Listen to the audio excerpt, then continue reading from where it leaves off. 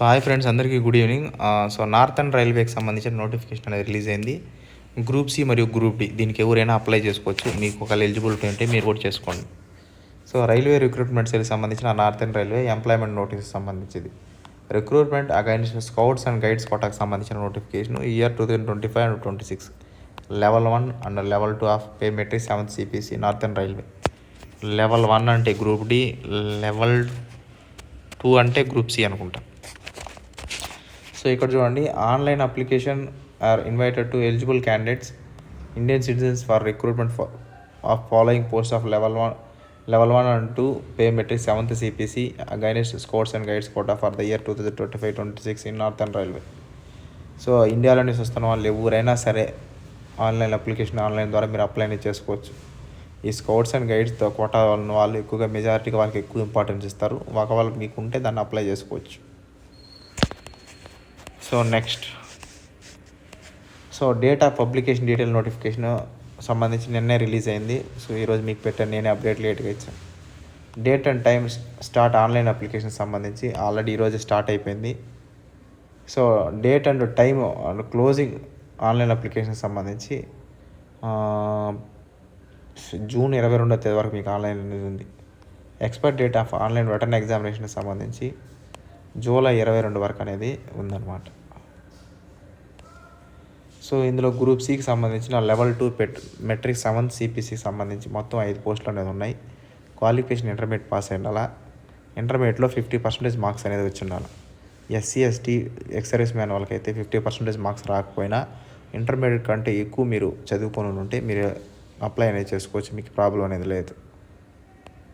Technical పోస్ట్కి సంబంధించి 10th మరి ITI చేసి ఉంటే మీకు ఎక్కువ ఇంపార్టెన్స్ అనేది ఇస్తారు.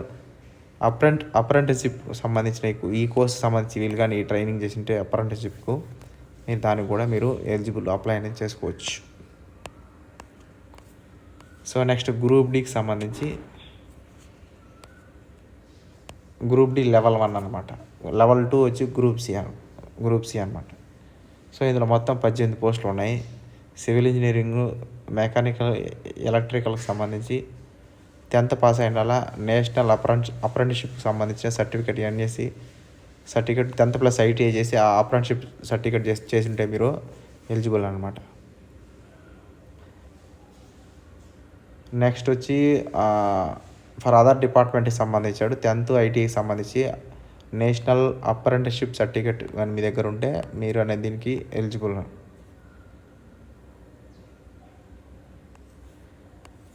దీనికి ఒక ఏజ్ లిమిట్కి సంబంధించి లెవెల్ 2కి సంబంధించి అంటే గ్రూప్ సికి సంబంధించి 18 నుంచి 30 సంవత్సరాల ఏజ్ లిమిట్ ఉండాలా. SC STలకు 5 years రిలాక్సేషను, OBCకి వచ్చి 3 years రిలాక్సేషన్ ఉంటుంది అన్నమాట.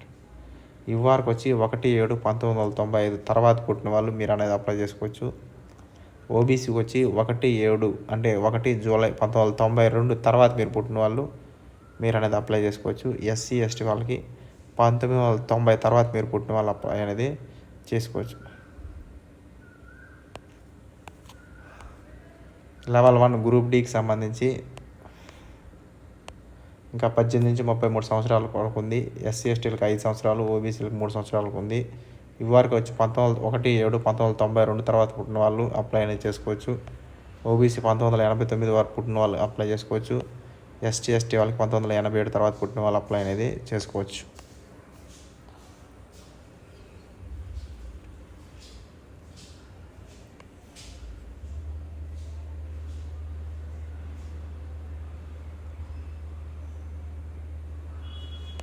ఇక్కడ చూడండి, 10th matriculation certificate, equivalent education certificate. Next mentioning date of birth mandatory. Date of birth certificate కూడా కావాలా. Application will be rejected. ఇవి కానీ 10th class marks card, education certificate, date of birth certificate కానీ upload చేయకపోతే application అనేది reject చేసి పరాస్తున్నాం అంటే చెప్తున్నారు. అంతే, ఇంకేం లేదు. ఇంకా అలాగే రిలాక్సేషన్ గురించి SC STలకు 5, OBCలకు 3 సంవత్సరాలకు సంబంధించి రిలాక్సేషన్ గురించి మీకు అయితే ఐడియా ఉంది. ఒకసారి అది చెక్ చేసుకోండి. ఎగ్జామినేషన్ ఫీజుకి సంబంధించి మీరు ఆన్లైన్ ద్వారా చేయాల్సి ఉంటుంది. ద క్యాండిడేట్స్ బిలాంగ్స్ టు ఇక్కడ చూద్దాం. For all candidates exempted except those mentioned sub para 2 below 500 rupees only through online payment for SC ST women ex service man మినహాయించి మిగతా ఓబీసీ, యూఆర్, ఈడబ్ల్యూఎస్ వాళ్ళందరూ 500 ఫీజు కట్టాలా. SC ST వాళ్ళకైతే ఉమెన్కి, ex service మ్యాన్కి అయితే 250 రూపాయలు ఫీజు కట్టాలి. Amount అనేది రీఫండ్ అవ్వదు.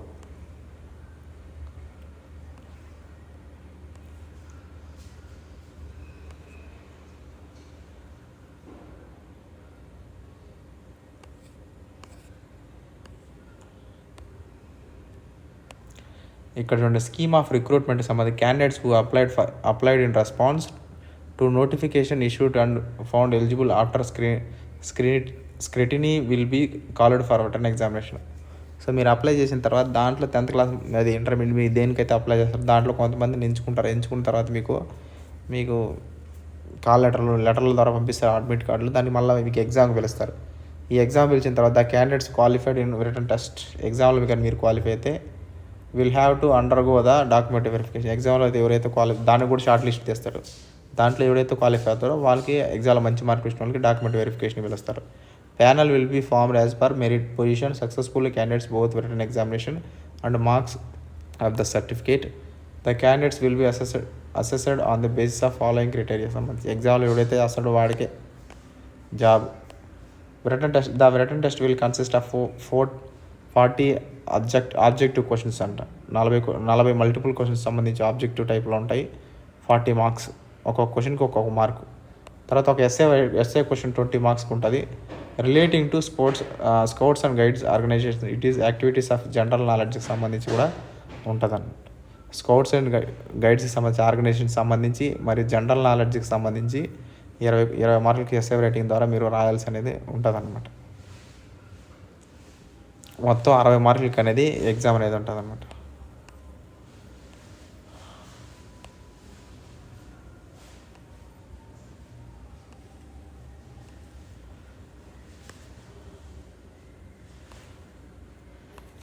సో ఇందులో రకరకాలుగా దేనికి ఎన్ని మార్కులు మొత్తం ఇచ్చారు. సో టోటల్ అన్నీ కలిపి 100 మార్కులకి అనేది మీకు ఎగ్జామ్ అనేది ఉంటుంది అన్నమాట. సో ఎగ్జామ్లో ఎవరైతే మంచి మార్కులు వస్తాయో వాళ్ళనే డాక్యుమెంట్ వెరిఫికేషన్ అనేది పిలుస్తారు. ఇక్కడ చూడండి, the written test 1/3 of the question will be deducted in every wrong answer. Written examination and document verification Delhi only. So examination మరియు డాక్యుమెంట్ వెరిఫికేషన్ మొత్తం ఢిల్లీలో ఉంటుంది. నెగిటివ్ వచ్చి 1/3 ఉంటుంది. తర్వాత దీంట్లో ఎవరైతే ఎగ్జామ్ క్లియర్ చేసిన తర్వాత డాక్యుమెంట్ వెరిఫికేషన్ క్లియర్ చేసిన తర్వాత మెడికల్ ఎగ్జామినేషన్ అనేది ఉంటుంది. సో మెడికల్ ఎగ్జామినేషన్ వచ్చిన తర్వాత పోస్టింగ్ అనేది ఇస్తారు. సో ఇది మెజారిటీగా ఉన్నది. సో ఎవరైనా మీకు ఇంట్రెస్ట్ ఉంటే అప్లై అనేది చేసుకోండి. సో ఇది వీడియో నచ్చితేనే సబ్స్క్రైబ్ చేయండి. ఒకవేళ మీకు నచ్చకపోతే చేయొద్దండి.